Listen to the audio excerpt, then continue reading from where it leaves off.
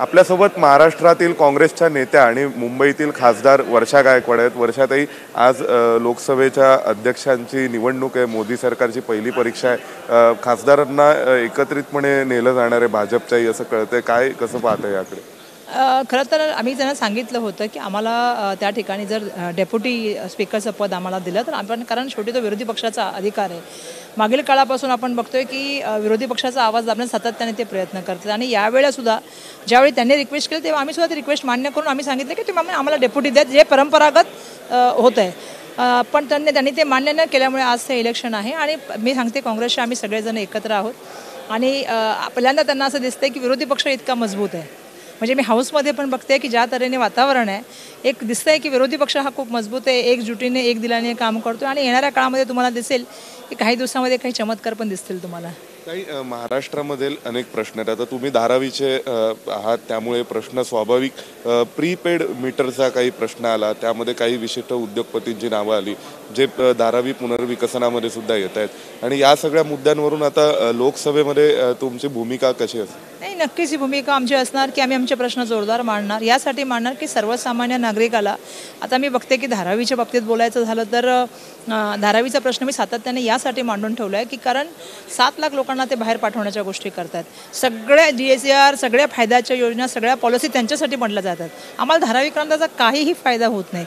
आता ते तर वैयक्तिक पातळीवरती माझ्यावरती टीका करण्यासाठी उतरून आलेले आहेत, पण मला याचा काही फरक नाही पडत। याचं कारण मी तुम्हाला सांगते, जेव्हा आपण सत्याची लढाई लढतो त्यावेळी सगळे हत्यार आपल्याला येणार असतात। त्यांनी मॅच केल्या, गुंडांचा वापर केला, पोलिसांचा वापर केला, दबाव यंत्र तयार केले, SRA ते सर्वेच्या माध्यमातून एक वेगळे यंत्र दबाव यंत्र तयार केलं, पण लोकांनी ठरवलेलं आहे की आमची एकता ही आमची ताकद आहे आणि आमच्या ताकदीला तोडण्याचा कोणी जर प्रयत्न करत असेल तर आम्ही हाणून पाडू।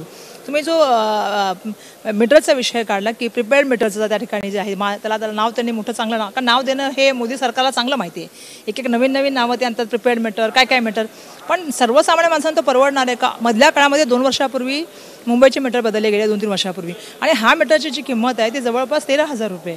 आता मला सांगा, त्याच्यामध्ये फक्त काही पैसे 10-15% पैसे जे आहेत ते केंद्र सरकार भरणार आहे, बाकीचा सगळा भूर्दंड जो आहे 90% वरचा हा तिथल्या मुंबईकरांच्या खिशामध्ये जाणार आहे। तुम्ही जर बघाल तर टाटाची वीज असेल, त्या ठिकाणी टोलॉनची वीज असेल आणि त्या ठिकाणी अडाणीची वीज असेल, टाटाच्या विजेच्या दरामध्ये पर युनिट आणि अडाणींच्या विजेच्या दरामध्ये जवळपास 1 रुपयाचा फरक आहे। आणि माझं म्हणणं हे आहे की या सगळे पैसे आम्ही का खिशातून आमच्या द्यावे, असं अडाणींनी आमच्यासाठी काय केलेलं आणि ते कशासाठी आपण करतो? ज्या वेळेला BST ही महानगरपालिकेची एवढी मोठी यंत्रणा आहे, 150 जवळपास वर्षापूर्वीपासून ती चाललेली BST तुम्ही बंद करण्याचा डाव का करताय? फक्त एका माणसाला मदत करण्यासाठी 1800 कोटीचं त्यांना कॉन्ट्रॅक्ट दिले। कसलं कॉन्ट्रॅक्ट दिले? फक्त मेंटेन करण्याचं कॉन्ट्रॅक्ट। तर ही जी नवीन परंपरा जी सुरू केलेली आहे ना राज्य सरकारच्या माध्यमातून, मुंबई महानगरपालिकेच्या माध्यमातून, त्यांना वारेमाप मदत करायची, महत्त्वाच्या जमिनी त्यांना फुकट दरामध्ये द्यायच्या आणि त्याच्यामध्ये मोठा भ्रष्टाचार करायचा, हा सुद्धा असं झालेलं आहे की पूर्ण मुंबई शहर एकाला आनंद देण्याचा जो प्रकार चालू आहे ते आम्ही खपून घेणार नाही। आम्ही सातत्याने लढाई लढत राहणार। रेसकोर्सच्या जागेबाबत आज सकाळीच निर्णय झालाय सेंट्रल मॉल। मी सांगते ना तुम्हाला की रेसकोर्स असेल, मदर डेअरी असेल, ही जी निसर्ग असलेली जागा, म्हणजे तुम्ही बघाल तर तिथे आज लोक सकाळ मॉर्निंग वॉकला जातात। तुम्हाला माहिती आहे का, रेसकोर्स हे आमचं वैभव आहे। मुंबईमध्ये जोही बाहेरून माणूस येतो तो जो बघायला जातो, जसं क्वीन्स नेकलेसला बघायला जातो तसाच तो रेसकोर्सला बघायला जातो। दुर्दैवाने सगळ्या मोक्याच्या जागा, मी तुम्हाला तेच सांगते की मोठं षडयंत्र आहे, बाजूच्या डेव्हलपरला घ्यायचं, मित्रांना घ्यायचं आणि त्या ठिकाणी द्यायचं।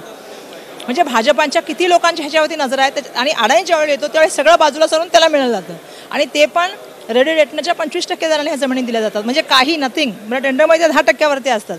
आम्ही त्यांच्यावर सातत्याने हाच आरोप करतोय की हा लँड माफिया मोठा घोटाळा चाललेला आहे आणि ह्याच्यावरती राज्य सरकारचा वचक तर नाहीच आहे, कारण शेवटी राज्य सरकारच त्यांना ज्या वरेमाप मदत करत चालली आहे, पण ह्या जमिनी शेवटी मुंबईकरांच्या आहेत, ह्या जमिनी सरकारच्या आहेत आणि जी जमीन सरकारची आहे ती लोकांची जमीन आहे, त्यामुळे ती लोकांसाठी वापरली गेली पाहिजे, ना की एका व्यापारासाठी वापरली गेली पाहिजे। तर आपल्यासोबत होत्या काँग्रेसच्या खासदार वर्षा गायकवाड, ज्यांनी नुकतंच मुंबईच्या रेसकोर्सच्या जमिनीपासून ते धारावीच्या पुनर्विकासापर्यंत आणि आजच्या लोकसभा अध्यक्षपदाच्या निवडणुकीपर्यंत विविध विषयांवर आपली मतं व्यक्त केली आहेत। Video journalist भूपेनसह Somesh Kolke, ABP माझा, नवी दिल्ली। ABP माझा, उघडा डोळे बघा नीट।